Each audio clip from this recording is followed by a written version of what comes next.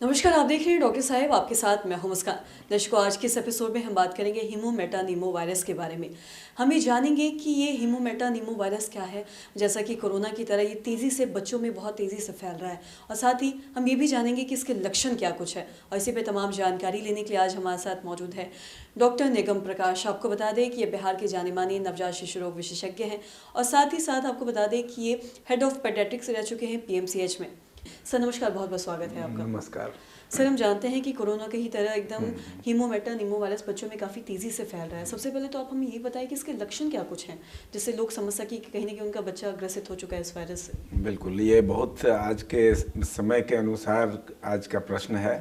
अब जो आप हर मीडिया में आप देख रहे हैं कि ये वायरस एक नया जो है, जो चीन में पहले देखा गया और पूरे विश्व में फैलने की संभावना है। ख़ास कर हमारे देश में जो हमारे बच्चे हैं इतना प्रभावित हो सकते हैं, इसलिए हम लोग जो है बहुत चिंतित हैं अभी हमारे भारत में ख़ास करके, और उससे भी ज़्यादा बिहार जैसे राज्य में जहाँ की एक बहुत डेंस पॉपुलेशन है हमारे बच्चों का।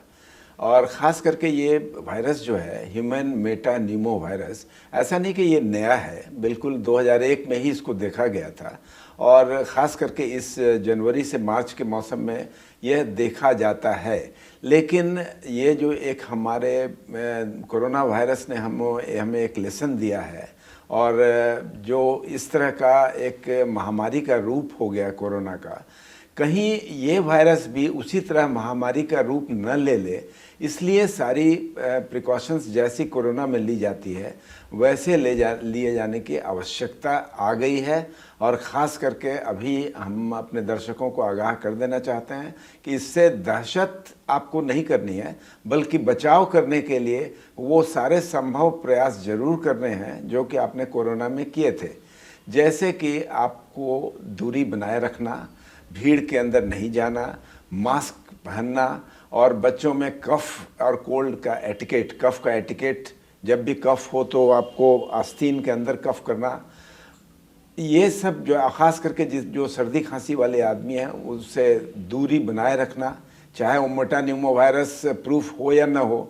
चूँकि हमारे यहाँ तो आप जानते ही हैं कि सुविधा उतनी नहीं है जांच की, तो ऐसा हो सकता है कि ह्यूमन मेटानीमो वायरस कई बच्चों में हो जो हमारे यहाँ डिटेक्ट न भी हो सके। ऐसी अवस्था में भी हम लोगों को अगर सावधानी हम लोग बरतें हैं तो ये वायरस आगे प्रोग्रेस नहीं करेगा और महामारी का रूप नहीं लेगा।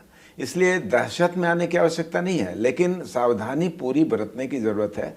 अभी भारत में सिर्फ 5 केसेस देखे गए हैं, लेकिन आप जानते ही हैं कि भारत में कोई चीज़ बहुत तेज़ी से फैल सकता है। इसलिए हम लोग चाहते हैं कि हमारे दर्शक इस बात में बारे में सारी जानकारी समझें और लें, और दहशत नहीं अपने में रखें।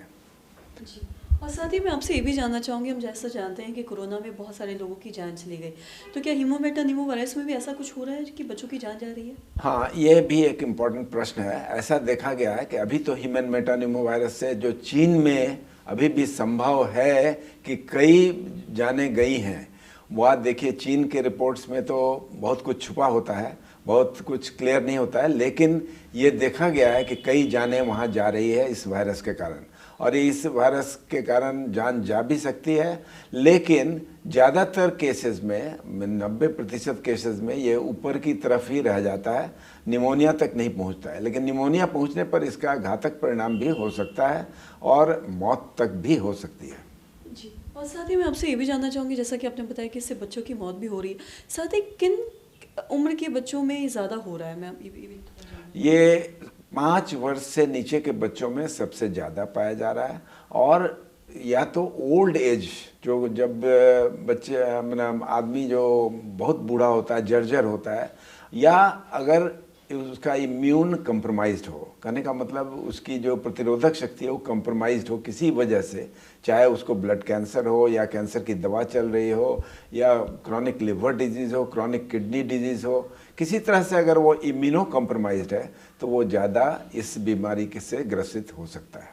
जी, सर बहुत बहुत शुक्रिया तमाम जानकारी देने के लिए। तो आशा करते हैं दर्शकों कि आप भी समझ पाए होंगे कि ये हीमोमेटानीमोवायरस क्या है, साथ ही साथ इसके लक्षण क्या है। अगर ऐसा कोई लक्षण आप देखते हैं तो आप जल्द से जल्द डॉक्टर से जाके कंसल्ट करें, वरना इससे और भी लोग ज़्यादा संक्रमित हो सकते हैं और बच्चे की जान भी जा सकती है।